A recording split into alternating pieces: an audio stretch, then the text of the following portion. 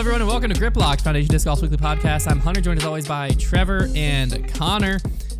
We had some tournaments go down last weekend, Silver Series, and there's also an A tier that Paul and Calvin played, which is the only reason we'll talk about it. But let's talk Music City Open first, unless there's something else y'all wanted to bring up. Anything fun happen over the weekend? Any disc golf? I played individually. I played some disc golf. I played disc golf too. Let's talk that first. This is actually pretty funny because I went to Falling Creek on Saturday. The wind was like non-existent. Beautiful day. That's rare. And yeah, very rare. And we played the red baskets, and I was 6 under through 4. I went birdie, eagle, birdie, eagle through 4 holes. Wow. Guess what I finished at? 6 under. 7 under. I was 6 under through 4, 8 under through 10, then finished at 7 under. Dang. So because I was like, I finished those 4 holes and I was like, that wasn't even that hard. I threw a couple good shots to get the eagles. They're pretty much birdies, but that's just how that course is laid out. But I was like, we did a weekly here last year. How did I not do any better than 7 under? There it is. I think one of my worst rounds. A grinding halt. I think one of my worst rounds out there, I was 5 down through 5 and finished plus 10. Holy frick. That's impressive. I just stopped like birdieing. Made a couple bogeys. Like, how was you were in Myrtle Beach this weekend? Yeah, I played Splinter City because I played Sakasti. I played Sakasti. There's 2 like main disc golf courses in Myrtle Beach. Both are played during the Myrtle Beach Open. It's Sakasti. Is one of them like a golf course? No, not the 2 that I'm talking about. Oh, okay. The only one I'd ever heard of was like Tupelo Bay or something. But okay, well, I've never played any names. of them. I played Sakasti like a few months ago. Whenever I was down there with a group of friends, and so I was down there with a group of friends this past weekend, and we played Splinter City. All the friends that I played with were very new to disc golf, like 3rd time playing, but they're extremely into it. Heck yeah. It was actually really fun because I got to kind of like in the office, I'm nothing special when it comes to disc golf, but whenever I'm around a group of like all new people, I'm like the stuff. So as soon as I got there in the Airbnb, I was like, oh, can I see like your discs? I want to see what discs you guys have. Because sometimes new players have like kind of sneaky good discs, stuff, yeah. And they don't even know it. I was like, oh wait, never mind. I'm gonna close my eyes, put your disc in my hand, and see if I can guess. First disc, DX Rock. And so like I would just, like literally guess like 10 discs in a row without fail. I feel like what happens to me, and they were all like, "What? No way!" And I was like, I mean, what can I say? I feel like what happens to me is when I see a new player's bag, they'll be going through it and they'll be like, and I'll like see one that's like so sick. It'll be like some like AJ Destroyer, and I'll be like, I'm like, dude, what? That's so sick. Like, oh, I don't even throw that one. Like that one sucks. And I'm like, no, it doesn't. And they'll be like, oh, what? Like I'll like make them throw it. I'm like, you need to make this part of your bag. Yeah, that's so funny. All right, back to my story. So played at Splinter City. Very fun time. Went to a really cool disc golf shop. That was awesome. And man. Bought 2 really old wizards that looked like they had been through it. Pretty cool. Do they flip? And then played, and I shot 1 under, and I feel like I did like I got a lot of bogeys. Oh, but I just also got a lot of birdies.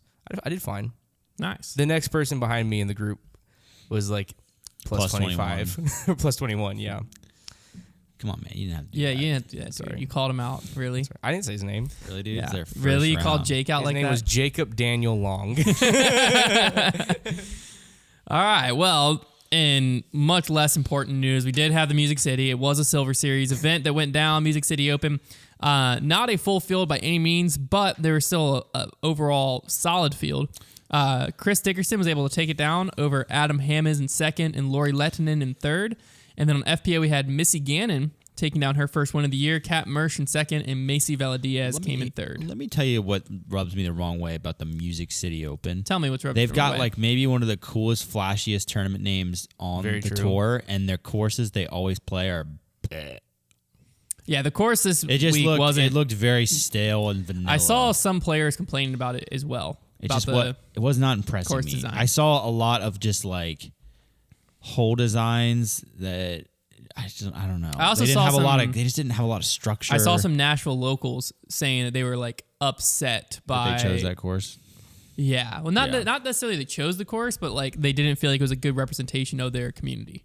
Which it was just a handful of locals I saw on Facebook and stuff. You could have told me that was any random field in the middle of Iowa, and I'd have been like, yep. I feel like any course that's being played in the Music City Open should look like a Hard Rock There Cafe. should be neon lights like on the tee yeah, sign. like there should be like the all actual the post for the basket is like a guitar. Like all the tee pads should be that like white and black checkered floor, like an old yeah, diner. there we go. Come on, Music City. I mean, that would be notes. so fun. It doesn't matter how good the course is; it would look cool. Aside from that, though, I mean, it would help if it was good. Aside from that, well, I watched a good bit of the coverage, and the MPO was pretty typical. A lot of the MPO guys at the top played well, but like Dickerson played just as good, so he kind of just held on. There wasn't much of a story there. He's won. Is it both Silver Series? He's won 2 Silver Series. Belton and those are the 2 Music that have happened City. so far, right? Yeah. Yeah. So he's 2 for 2 on Silver Series. GOAT. Yeah, Chris Silver Series Dickerson. You're not gonna like when the killers aren't out. Like Dickerson is really good. Dickerson, I think, fits into one of the killers. He is. That's what I'm saying. So the rest of them aren't out there. Like, how are you going to beat that guy? Yeah. And especially on a course where it was just kind of like execute your lines and make your putts and you're going to shoot well. The FPO, on the other hand, deep breath. It was tough to watch.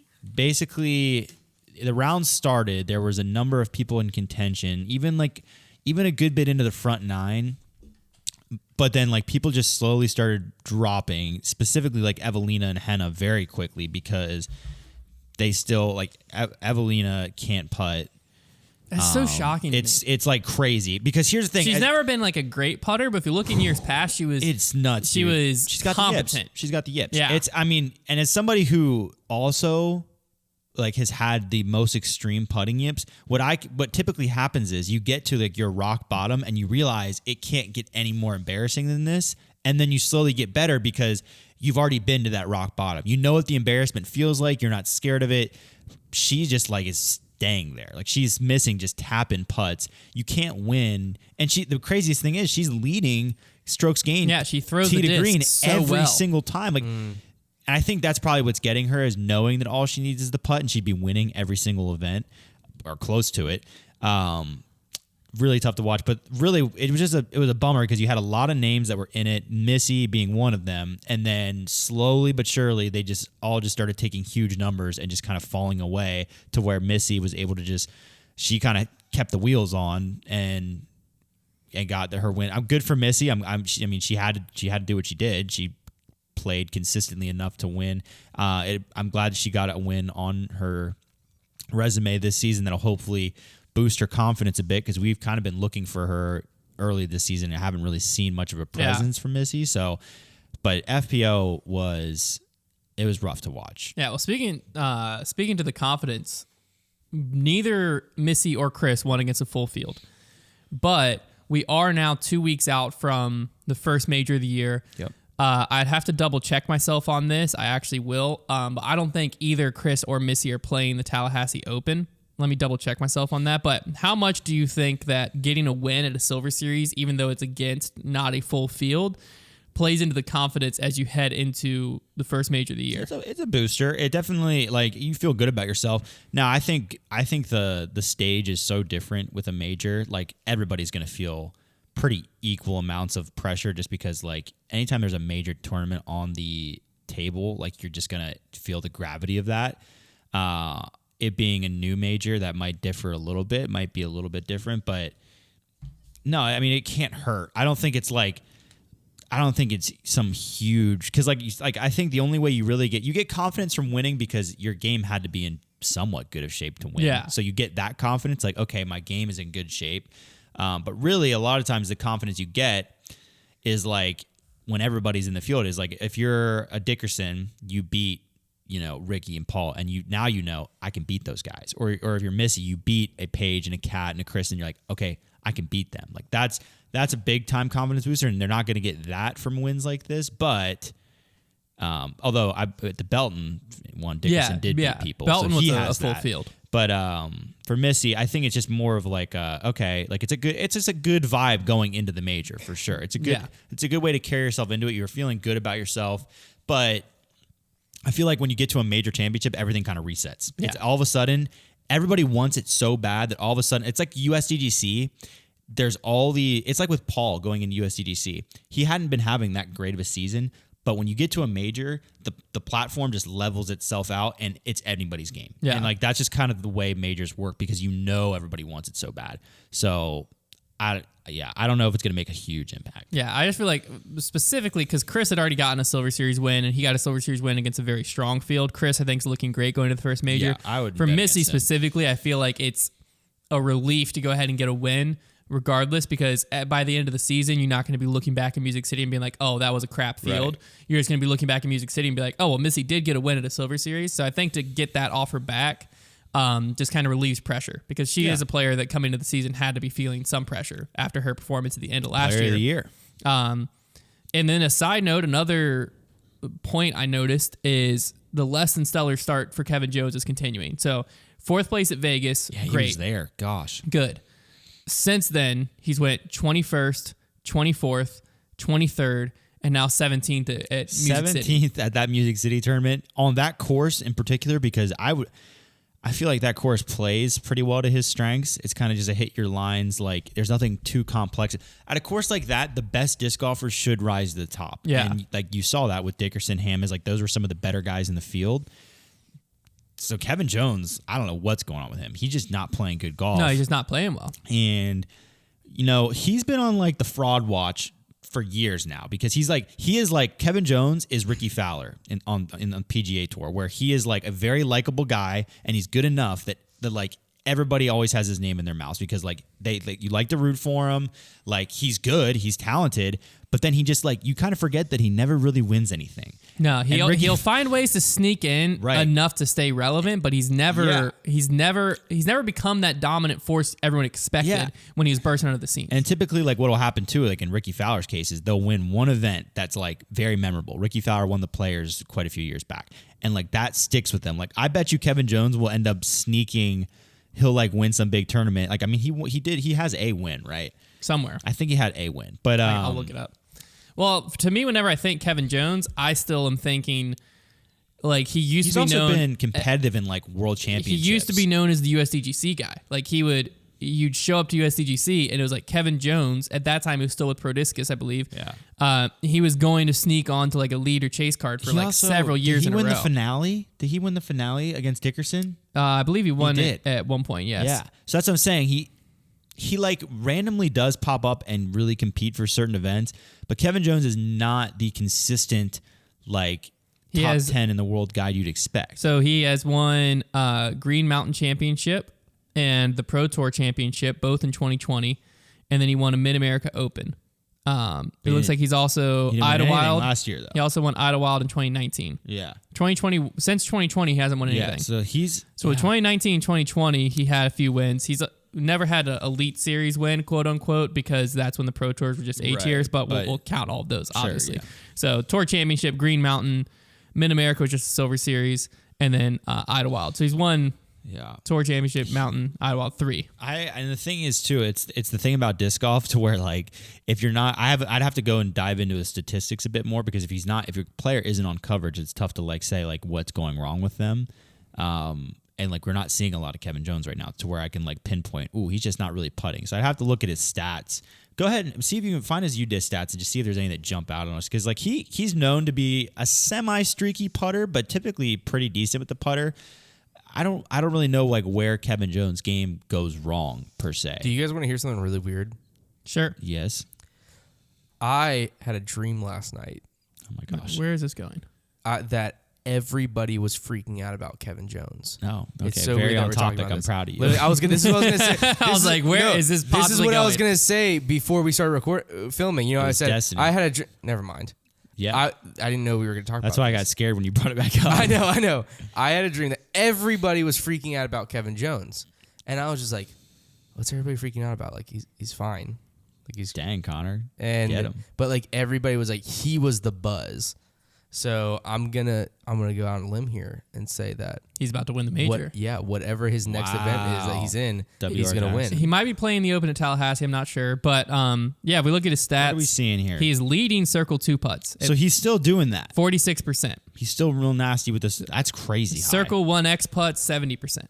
Where's that so put him? 74th. Yeah, okay. I mean, so not putting good fairway C1X. hits 76%, which puts him in 70th. So those are his two bad. So he's not hitting fairways and he's Circle not making 1X C1X and fairway hits. What's his like C1 in regulation? 20th place, 41%. Okay. So he's not making everything putts. else. He's just kind of around. So 13th place parked, 20th circle 1 in regulation, 29th circle 2 in regulation, 19th birdie percentage, 24th scramble rate, 74th circle 1 putts, first place circle 2 putts, 70th place fairway not hits. making a C1 putts. So he's not hitting fairways and he's not making putts. Fairways. There so it that just sounds like bad disc golf when you put it that way. You're not throwing, you're not putting. I believe that's for Music City. I don't think can I go full 22. Oh, yeah, give me. I thought that was the full thing. Oh, my bad. That's why I was like, okay, yeah. What's it been for the year? Okay, here we circle go. 2 putt. Sorry, this changed everything. Yeah. Fairway hits 15th for the year. Okay, so not bad. 10th parked place. I'm just going to give you the places, not percentages. Okay. Circle 1 in regulation, 18th. Circle 2 in regulation, 16th. Birdie percentage, 13th. Scramble, 38th. That's his worst. So you can't scramble. Circle 1X putt, 24th. Still not very good. Circle 2 putt, 33rd at 24%. So the putt's not great, but it seems like he just doesn't have anything. Nothing. He's not doing anything great. Yeah. He's just doing everything mediocre and he's not getting up and down. Which just explains why he's finishing like around in 20th. Yeah. He's not doing anything super well and he's not doing anything awful. I would say scramble's pretty bad, 45%. That surprises me for him. I feel like he should be crafty. He's 10th in the tour ranking, so that's good at least. But yeah, Kevin Jones. Kevin Jones. Wait, it's just like Kevin Jones is like a name that you want to throw into the powerhouse category. You want to be like people do. People get mad when you don't, but I mean the numbers don't lie. He's not. He's not in the powerhouse category. You have a hard time arguing him. I think you put him into your top 10, but not for much longer if he keeps his play up. Because 21st, 24th, 23rd, and 17th, and 2 of those are Silver Series. Up to 10, man. 2 of those are Silver Series. 4th place at Vegas definitely gives him some bonus points, but Vegas is also that fraud event where you have to combine Vegas and Waco to get a good test, and that's 4th and 21st for Kevin Jones. Because Vegas itself is just a wide open golf course to start the season off, and so there's always players that finish really high at Vegas, and then you just never hear from again. Yeah. That might be Kevin Jones this year, unfortunately. Is Kevin Jones just a wide open course merchant? He can't do anything else. We'll have to see. A good test of that will be the major because it requires distance and accuracy, and it's in the woods. Yeah, WR is. Oof. Another pretty big storyline that came out of this took a little bit of sleuthing to figure out exactly what was going down. They didn't take that much sleuthing. There's just a lot of threads asking what the heck happened. Makes it way more exciting though whenever you say that. Okay, they took some sleuthing to figure out. So Joel Freeman. You even say you had to like find like some crazy source or something. Like you can really. No, I didn't. You can hype yourself up. I just had to scrub through coverage until I found the exact moment. Okay. But Joel Freeman made an Instagram post. Oh. And he said, yesterday was a unique experience out on the course. Between the poor course design, a few accusations, misunderstandings, and discrepancies, I did not walk off the course with the score I deserved. I played really well, but obviously my score didn't show it. I've accepted it and moved on. With a strong finish, I can still make something out of this tournament. What? This is after like round 2? This is after round 2. So, dang, Joel. If you if you watch the coverage, the main incident that happened, and I'm sure this is kind of what made the rest of the round like awkward or more things go on, was on hole 11. His shot for it was his approach to get a birdie on a par 4 was about 25 feet away from the basket, but was in this super thick, thorny bush. Yeah, there's a lot of spots like that. Again, 25 feet to the basket. Yeah. So that's where the course design came in because he explained himself farther down. He said there's a lot of spots where inside circle 1, so many of them. There was a lot of brush and stuff like that, and he felt like that was just really bad course design because you could be inside the circle, throw a decent shot, obviously, and have not even like I have an obstructed putt, but you don't have a putt. Yeah. And so essentially, this is from Nathan Queen's perspective on the situation. So Joel Freeman was in some awfully thick thorns and brush about 25 feet from the basket on hole 11.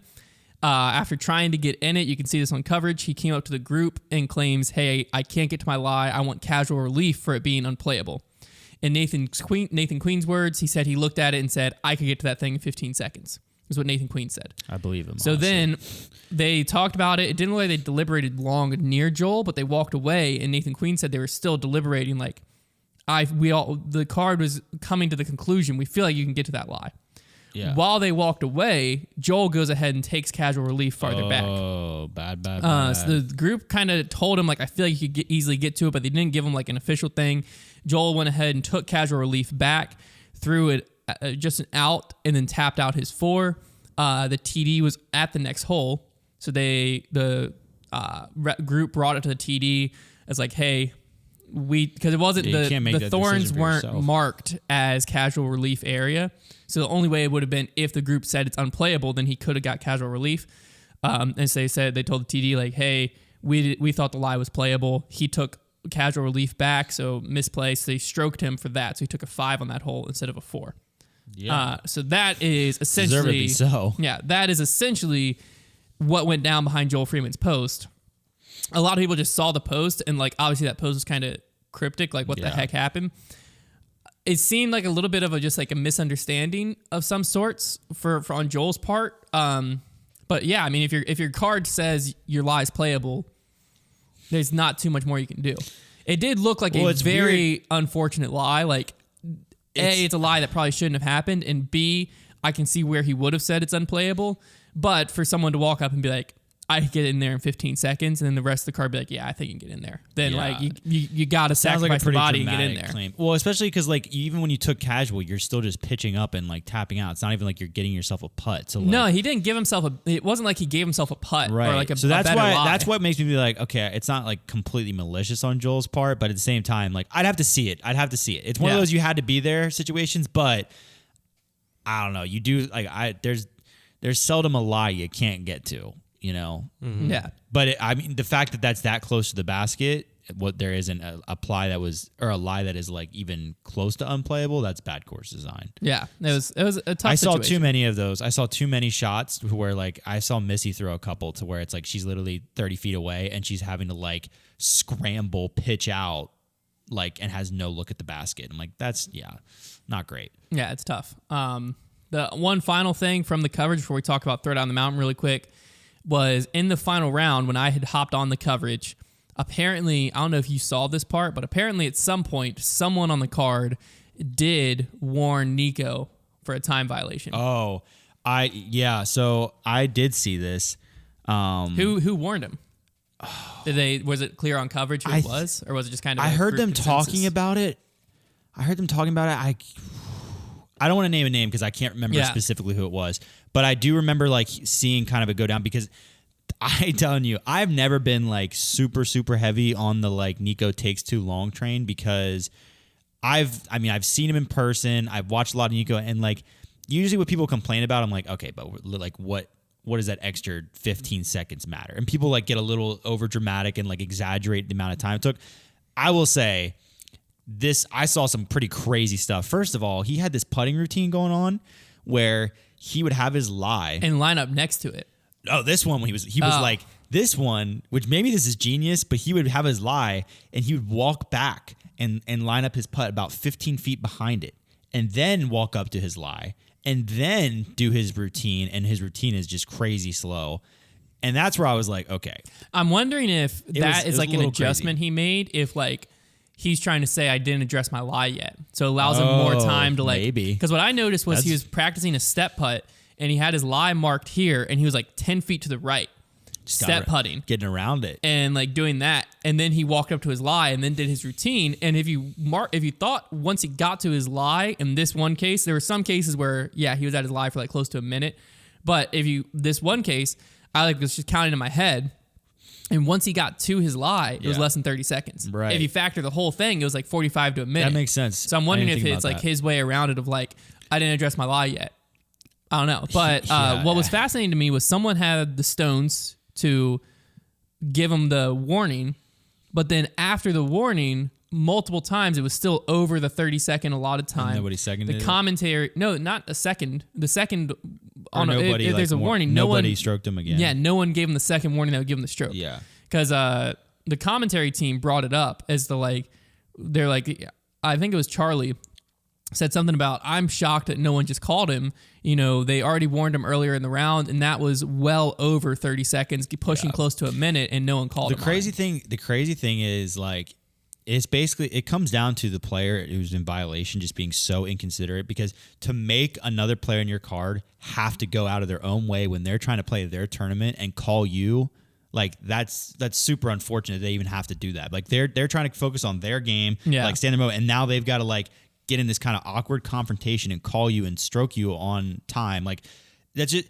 Like golf has there's but always... the other thing is if no one ever does it, why would he change? No, I agree, but I'm just saying it's an awkward situation. The problem, like golf, it will always be somewhat of a gentleman's game, and like it's just a bummer when somebody is like going to put people in that spot. And I agree, like somebody's gonna have to do it, but at the end of the day, like I don't blame people when they don't, because I'm like, I would have a hard time doing it. It's so awkward, and like you're trying to play your tournament, and you're probably just thinking to yourself, all right, just ignore it, stay in your zone. Like, and you would think the warning literally would be a good warning for you to be like, okay, I need to pay more attention to this the rest of the tournament. I think it's just something where like he's not. I don't think he knows he's taking that much time. Yeah, I think it's just he blacks out a little bit. He's trying to just pull the trigger on a putt, and he's so focused on the putt that he has no idea he's been there for a minute. Yeah, I think like it doesn't. Nico doesn't strike me as the guy who's like intentionally like going past. I think it bothers him when people talk about him going past it more than anything. Yeah. So I don't think it's something where he like is sitting there and he knows in his head like, all right, there's 45 seconds. All right, we gotta push this to a minute. Like he's just sitting there trying to like, all right, here we go. Whatever's going through his head to get himself mentally prepared for that moment. Mm-hmm. And he just has no idea. Like I would bet if you showed him a footage, because there's a clip of him in Waco where he sat at a putt for a minute and a half before he putted. Yeah, he probably legitimately he probably 90 seconds.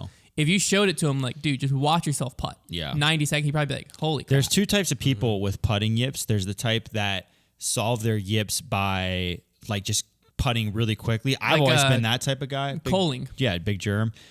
Those are people that are kind of aware of it. Like, I've always been that type of guy. If I have the yips, I'm not standing over the putt any longer than I need to. I need to get that. I know that I need to get that putt out of my hand before I just get too overthinky with it. Mm-hmm. But then there are guys like Nico, and like I guess Gannon kind of had it a little bit last year, although he was good at putting. He just took a while. Nico's good at putting too. Yeah. Well, he's streaky. He's streaky, but he's a similar for the most thing part, he's fine at putting. But he just like kind of gets into that zone, and he just.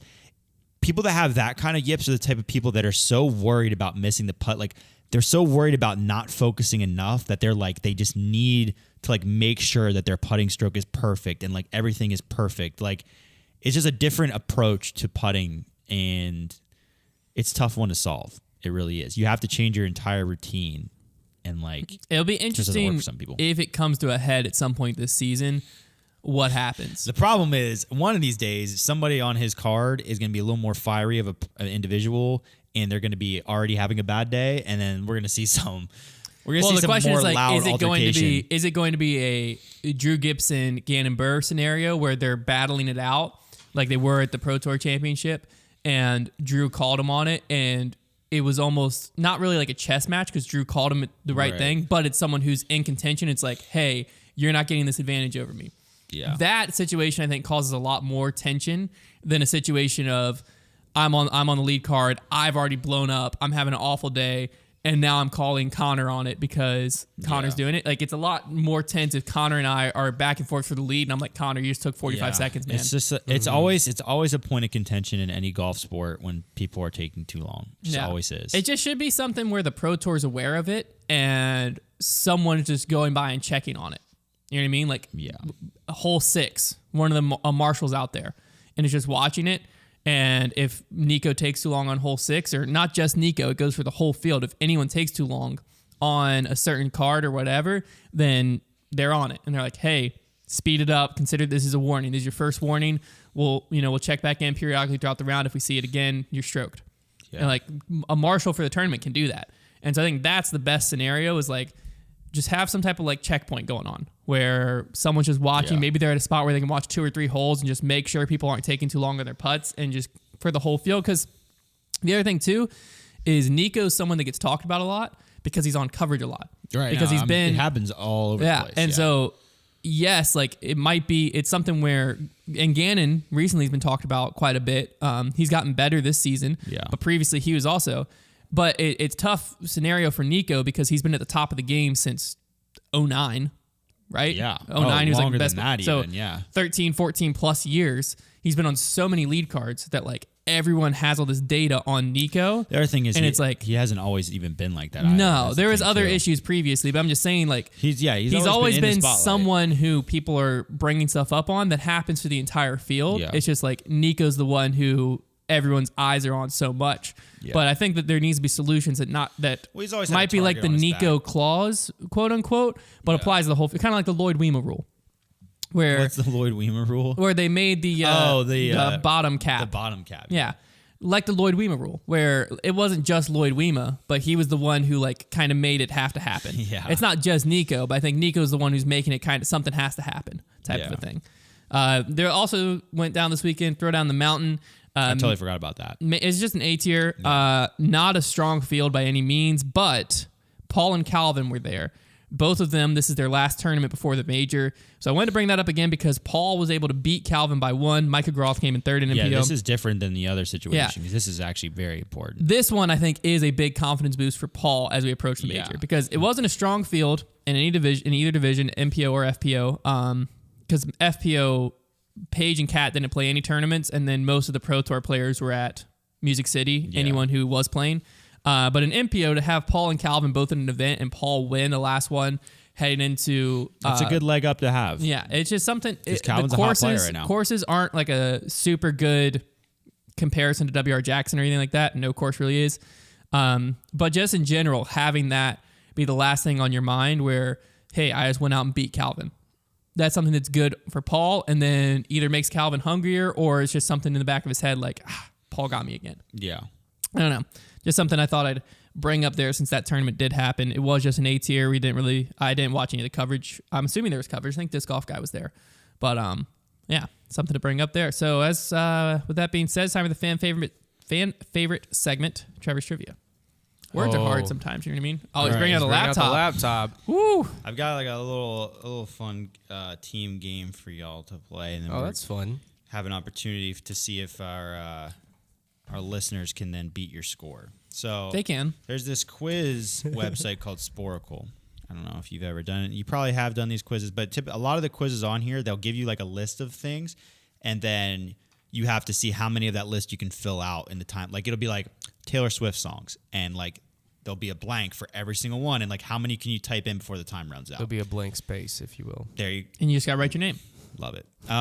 So this one, and this game actually defaults with a 15-minute timer. Obviously, we're not going to do that. We'll do 2 minutes, and let's just do 15.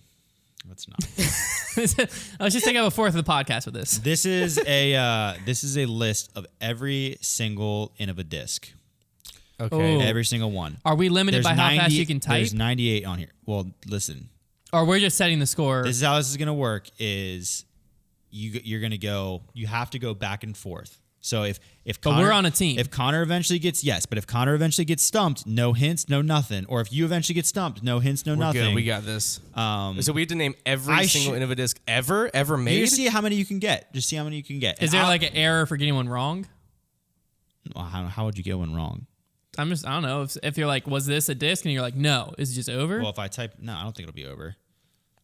Are you typing them in? I'm typing them in. I can type pretty fast, and Innova disc names aren't that crazy. Okay. But we do have to rely on your spelling. Yeah, I guess so. Like how many E's are in Banshee? Guess so. 2 of them. That's the first one right there. All right, we're gonna start with Hunter. Go. Banshee. Cheetah. Firebird. King Cobra. AVR. Wombat. Wombat 3. Rock. Rock 3. Shark. Shark 3. T-Bird. T-Bird 3. This is a great way. To do this. Yeah, you keep going though. AVR. Already said that. Oh shoot. AVR 3. Leopard. Leopard 3. TL. TL 3. FL. There's an FL. There is an FL. SL. Savant.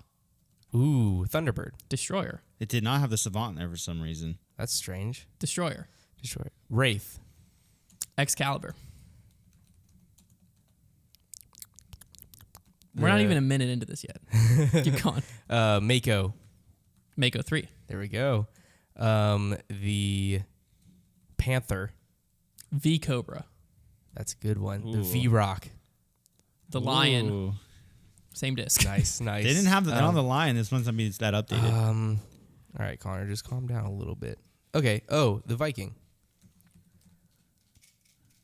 The Monster. The Vulcan. Nice. Oh, that's a good one. That's a really good one. I'm really impressed that I've somewhat caught Eagle. up here. Dragon. Ooh. Wahoo. Ooh. Sonic. Whippet. You guys are doing pretty good. The Whale. The Nova. The Arrow. Ooh. It's a great one. The XD. Okay, now we're getting tough. The Nexus Firefly. The Yeti Aviar. Oh, the JK Aviar. I don't know if those are going to be in there. Well, those are different molds. Oh, though. they are actually. Yep. The Pig. Time's up. The Rhino. Dang it. So we didn't get all of them because we still had to see. So but we did pretty dang good. Rhino, we didn't get stumped. Rhino X. You got 39 out of 98. And only 2 minutes though. They have 15 minutes to do that. So we could have got all 98. If you want to do this, we could have got close. If you want to do this for real, like find the quiz on Sporacle. It's just called Innova Disc Golf Discs, and give yourself 2 minutes. You guys did really well with the mids and the putters. That was so much fun. And the fairways. The distance drivers is where you were lacking. We did kind of stop. There's like a lot missing in the distance drivers. So like we didn't get Boss, Corvette, the T-Devil. T-Devil. Oh, I forget about the T-Devil. You didn't get like Roadrunner side line. Yeah. We didn't get a lot of. You guys did pretty. You named a lot of Beast, like we didn't really even get to weird the ones. Beast. I mean, We the named- V Cobra came out pretty quick there. That's a pretty fun time though. The King Cobra, I said King was like Cobra. one of the first out. The V Cobra took a little bit. Yeah. I don't think King Cobra was on. So we said more than were on there because the Savant wasn't on there. King Cobra was. So you actually had 40. You had 40. What up? I think I mistyped that. But well, no, because the Savant wasn't on there. The Lion wasn't on there. Of this list though, they're going to be using the same list. I mean, we had. There was. I think there was 2 or 3. 43. Okay. I actually on this one it gives you the flight numbers. I mean, that'd make it even easier. Well, yeah. So people could just look at it and just read the flight numbers. If you gave me the flight number you can't list, use the flight I numbers agree. if you're it would be cheating. Well, how are they not going to use the flight numbers? The only problem with have a friend read it to you like I just did. The only That'd be a the only Step thing with one, the flight numbers though, find a friend. Here's what it would do with the flight numbers. It would get you stuck on ones. You would start staring for like 5 minutes. Well, if I had 15 minutes, I would just go through and just start. And then like once I got stuck, I'd just be looking at what is a 13 whatever strike. Strikes in there. You're good. I think I could do a ball. In 15 minutes, you definitely could. Yeah, 15 minutes is a long time. I don't know though because eventually you'll run into. There's probably one that you just don't. That's know. what I'm saying. It'd be hard though. We didn't say the wolf. We'll have to check it out then. Yeah. We'll have to see how many. We'll all look at it later and see how many we can get. No, we didn't get to Stingray. We said the weirdest ones. We We'll did. try Some of and the weirdest fill it ones. out later and see if we can actually get them all. Maybe we'll do it on live and then have the live stream help us find them. That was Maybe. really fun. That was a good time. That was a really good game, Trevor. Good The job. Sporacle quizzes like that they're a really good time. That was awesome. All right, let's go the Pro Tour points. We haven't looked at in a little bit. Little points update. Yeah, I just want to kind of look through where people are at. So let's start with FPO. I'm going to read the top. We'll go top 5 FPO, and then I'll read who's on the bubble, which would be 16th in FPO. Assuming they keep it the same this year. I think they are. There's no reason to believe they aren't. So we'll go 16 FPO. So top 5 for FPO, we have Katrina Allen with a 22 point. Come on, Hunter. What the? 22-point lead over Kristen Tatar. Paige Pierce is 16 points back of Kristen. Kat Mersch is 41 points back of Paige. And then Valerie Mandahano is 11 points back of Kat Mersch. That's surprising, but it's because she hasn't played many events yet. Is there like a crazy drop at some point? No. It's pretty smooth down. Well, I guess there can't be really. All right, so the players. It's pretty consistent. So 16th is the cut. So I'll go 14th through 18th. Will kind of be the bubble players right now. We have Ella Hansen in 14th, Emily Beach in 15th, Sarah Hokum in 16th, Lisa Fakis in 17th, 10 points Sarah out right Hogan, now. Where is she been? In 16th. 17th, Lisa Fakis is 10 points outside of the cut. And then Holly Finley is 26 points. There's another outside one of who the could have cut. won yesterday. She was right there and then just exploded. Kona Panis is currently 33 points. 32 points outside of the finale right now. Got to make that cut. Yeah. Gots to. I feel like Kona Panis is like her whole season is going to set up for like a redemption arc when she wins the finale. Like she's going to just scrap her way through. But she's got to bracket get to the play. finale. I know, that's what I'm saying. She's got to make sure she's there. Feels like a likely storyline. It does. It does. Like she's just like, because you can totally finesse a win in the Pro Tour Championship. Yeah. I mean, look what Nathan Queen did. Like he what did he do all year? And then like bracket play just has a way of like doing that for you. Mm-hmm. So you just got to get there. Yeah, you got a shot. On the MPO, we'll read the top 10, and then I'll do the same thing. There's the top 32 is the cut line. So first place, I'm going to just go points for the top 5, and then I'll just read the names down to 10. Okay. Ricky has 218 points. Calvin Heimberg is at 207. Chris Dickerson is at 202. Paul Macbeth currently is at 172 because he didn't play Vegas, and then he skipped the Silver Series this weekend. I'm assuming this already has Music City in. It might not, though. Disc is pretty fast. It probably does. So Paul's currently, what is that? Nearly 50 points back, 46 points back of Ricky currently. Yeah. Gannon Burr only 0.12 off of Paul. In 5th place at 171.88. Nico Locastro is in 6th. Luke Humphreys 7th. Joel Freeman 8th. James Conrad 9th. And Kevin Jones rounds out the top 10 in point standings. I think Nico Locastro might be the most underrated player right now. I would agree. It's because he's back to Gateway. Well, it's because the name is such a all over the place, man. The name's such a household name, but he's never like he never's in the Ricky, Calvin, Paul, Chris conversation. Yeah, but he's also not one of the like surprising breakout players. People when people got into disc golf, like a lot of the people nowadays, like they've only seen kind of like the publicly shamed side of Nico. But like when I got into disc golf, Nico was that guy. Like he was like one of the best players in the world. Yeah. And he still is. But like he was like, that's what he wasn't known for anything other than just being really good. He didn't have any controversy around him yet. Yeah. So we'll kind of go with the surrounding 32nd place right now. We have Bradley Williams in 29th, tied with Garrett Gurthey, but they have Garrett Gurthey in, or no, he's not tied. Sorry, he's 0.5 clear of Garrett Gurthey in 30th. Laurie Lettinen is in 31st. Alden Harris is currently on the cut line at 59.58 points. In 32nd. Then Isaac Robinson is the next one up at 33rd. Noah Miensma at 34th. And GT Hancock is sitting in 35th right now. What a name. So that's kind of your players in the bubble. Players that you might be surprised are below, as of right now, not making the cut. Andrew Marweed, Colton Montgomery, Andrew Presnell. Let's see if there's anyone. Matty O right now. Brody Smith right now. Nate Sexton. Eagle McMahon currently, because he hasn't played much. That should change, but for right now, Anthony Barella, same type of scenario. So if the Pro Tour finale happened right now, all those players would miss the cut, but obviously there's a lot of season left. But for Eagle, I mean, one thing to note is he's basically out of winning the Pro Tour points. I would almost be confident saying. Let me find him again. I mean, you have to do a lot of winning. Eagle McMahon's at 28.5 points currently. And Ricky's at 218 points currently. Yeah. But you do have to remember that... I don't know if anybody cares about winning the Pro Tour there's points, certain drops and stuff like that. I feel like that there's a lot of potential in this point standing. I think points are thrilling. Maybe it's because I've been getting into F1. I would be thrilled with them if it was like the winner wins $50,000. There should definitely be some type of... there needs to be a bonus. I assume there is some. Because right now it's like, here, let's go ahead and toss you a bye week, and that bye week is actually probably going to make sure that you don't win the finale, because typically the guys that win it don't have the buys. Yeah, no, that's true. That's very true. It's like right now it's like winning individual tournaments is all that matters. Yeah. So like what the points, but if you, I love points. I do too. I think if you make that points now, it is going to matter actually though. Playoffs. Well, it's only going to matter if you make the playoffs or don't make the playoffs. Right. That's but so like it won't matter. But that's like top 100 and then top 60. It should. Yeah, and it's what it comes down to. It's why I think they should do the head start thing with the finale so that points matter.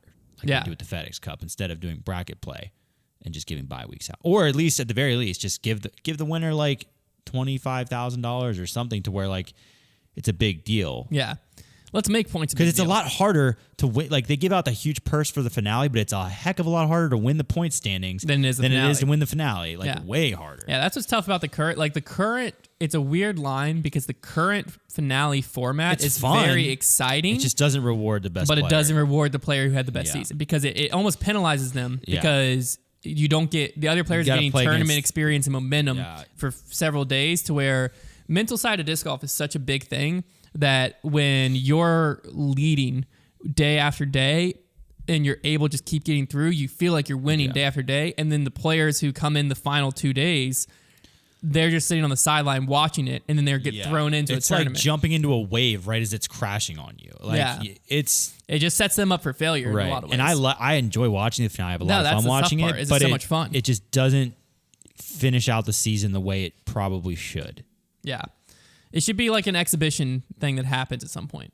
Yeah, and it's tough. I mean, yeah, because like the way I would like it is and this is the way they do the FedEx Cup now, and they do this for a reason, is like if you are in first place in the standings, you get this many strokes head start, and then so on. It just goes down the list. So then players can still win from behind very easily. Yeah, very it just easily.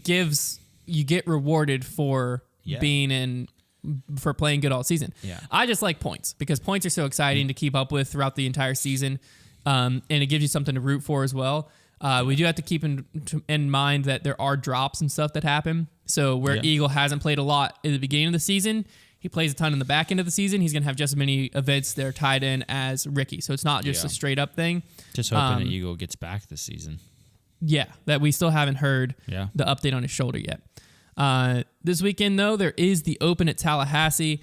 Pretty bad weekend for it. Kind of unfortunate for the Tallahassee area, more or less, just because it's a tough decision for players to decide to go to the Open at Tallahassee, and you're basically forfeiting an extra week of major prep. Well, right, and also instead of just driving across to Augusta, you're now having to drive all the way down or fly down to Tallahassee and then back up. So, like, nobody's going to do that. Yeah, because the Open at Tallahassee ends on Sunday, and then you have Monday, Tuesday, Wednesday tournament prep. If you were to do it for the first major of the year, most players are electing not to play the Open at Tallahassee, get down to Augusta earlier, and just prep out. Because WR Jackson's a tough course. It's a course you won a lot of reps on. Major advantage to any player that has, like, a van or an RV, because getting housing in Augusta right now, you know what people do in Augusta? People that like are locals there, they all leave Augusta for that weekend just so they can rent their house for like $20,000 for the weekend. Yeah, like for insane the Masters. amounts of money. Like they all just abandon ship, rent their houses out. So that's crazy. It's gonna be chaotic. Yeah, because the Masters is this weekend. Yep. So it'll be cleared out by the time the Champions Cup comes around. Yeah. But when they are arriving, it's going to be very hard to figure out. Yeah, it's going to be crazy. Even RVs are going to probably be parked. I'm sure.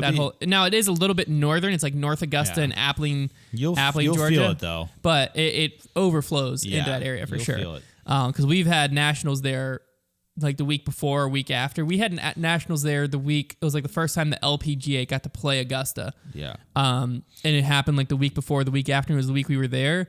And it was busting. There were several teams that weren't able to get hotels because it was booked out. Yeah. And that wasn't for the Masters. That was for like a different event that's just happened to be going on like there. The par 3 and stuff and all the stuff that goes on. Par 3's on Wednesday. Yeah, all of it happens early. But it is something where players are measuring what's important, because if you're a player who wants Pro Tour points, this is one of the best chances to get them. The field, again, there are some strong players there, but the overall field is extremely weak when you look all the way down. Is our best player Kevin Jones? Well, that's the thing too. It's tough to know who's actually going to be Kevin there. Jones good? Yes. That's the real question. Good, yes, but Kevin Jones is going to win. I don't know what you guys are talking about. According to my prophetic dream. Yeah, it's just interesting as to like who will actually show up. Well, yeah, because Paul was registered at one point. Yeah, and Brody was registered at one point. I can't spell Tallahassee to save my life. That's a heck of a word. If you had a gun to my head right now and you said spell Tallahassee, I wouldn't. Okay, you just refuse to even try. I would refuse to try. Just okay, do it. TAISSIPPI. I was like, where are we going? What'd you spell? You made a Mississippi joke. I was making this joke about Mississippi. Right now, Matty O, Gannon Burr, Nico Locastro, Mason Ford, Cameron Colglazer, Garrett Gurthey, and then we're outside top 10. Here's the thing, though. What I will say is those names you just listed, like, I'm down to watch a little final round action. No, it'll be a fun tournament to watch, and it's something where like we might see some different names. I mean, Gannon's legit. Like, again, we have to assume they're actually going to play. Yeah, Gannon and Nico are both legit, and but so is Mason. The biggest thing to tell the strength of the field is you scroll down, and there's so many players under 1,000 rated that are there, like so many. Yeah. I mean, over half the field, I think. It's got to be close. Close to half the field is under 1,000 rated. That's how you know it's a really weak field like this year. Fake Texas State's field. Did you see that? The secondary Texas State. That was funny. So random. It's pretty similar for FPO. There's some notable players there, but Sarah Hokum, Valley Mandahano, Konopanis. It's going to be a tough tournament to win still, but there's a lot of chances for points to go around. Yeah. But again, the Silver Series doesn't have as many points that happen, so it'll be interesting. We're not going to make predictions because, again, we don't actually know who's going to end up showing up. Because there could be a lot of players registered. Kevin Jones isn't there. Not there. But a lot of players are registered that you don't know, are they actually showing up, or are they not? We can make predictions if y'all want to say who wins, but there's a solid chance. Here's what I'll say. Then. It's like you picked Ricky last week, and Ricky wasn't there. If Nico is there, Nico wins. I think Mattio's got a good chance. Okay. And I would say Val is out. Valley Mandahano. If Val's there, she wins. Yeah, I think Valley Mandahano, I agree with that statement. I don't know if I'd say handily, she should have but no problems with that field. Yeah, I'll go with Mattio and Val, assuming they're there. If Kevin's there, Kevin wins. Kevin's not even on the list. Not even on the list. But hey, you stick with it. I like it. If Kevin's there, Kevin wins. Yeah, it doesn't make your statement not true. No, if Kevin's there, Kevin wins. I mean, I'm right. Yeah, I guarantee you I will be right. Okay. If Kevin's there, Kevin Jones, please just show up. The other tournament that's going down is the actual first major of the year. College Disc Golf Nationals is coming up this weekend. Yeah, the actual first major. Super exciting time for the future of our sport. I do think there's going to be coverage of the tournament. I forget where I heard that. I heard that they modified all the courses. Really? And apparently the course that the champ flight, or as D1 as they now call it, the D1 singles course is apparently like you just wouldn't even want to play it. It's really? that hard, apparently. Heck yeah, love that. So just sign me right up for that. So personally, wow, there goes my voice. Apparently. So personally, I think that Clemson and Ferris both have a really good shot at the title this year. They aren't the highest ranked team, but Brendan Tetloff from Ferris, if he shows up and plays nationals, he's by far my pick to win individual. We'll see if he actually ends up being able to play. He has a lot of experience and can lead that team. Clemson's always solid. But Missouri and Texas are the 1-2. So they've obviously both had solid years. Rolling in. On the women's side. It's so hard to know like what the Midwest teams are like. Yeah. And the West Coast teams as well. Yeah. Oregon, I believe, will be there as well. On the women's side, it's really tough to know what'll happen because I've seen the college disc golf's apparently kind of flip-flopped on their rules when it comes to the women's side. And so some teams are having to scramble. For instance, Virginia Tech is the number 2 team in the nation. They have the number 1 player in the nation with Rebecca. But she was a single player team. And for nationals, they originally were going to let that happen and say, for doubles, you just have to play by yourself, and that's your disadvantage, which that's a huge disadvantage. But then they changed the rules and said you have to field a 2-person team now. And so it made Rebecca have to scramble and find another partner. Needed somebody to stand in. Literally, she was like, we shared her post on Instagram. You know, I would like just find your best friend and just drop a disc in front of you. She found someone who like never really played disc golf, but like she's like, it's an all expense paid trip. We could also literally just toss the disc in front of you. Yeah, because like she could just play singles. Yeah, that is so funny.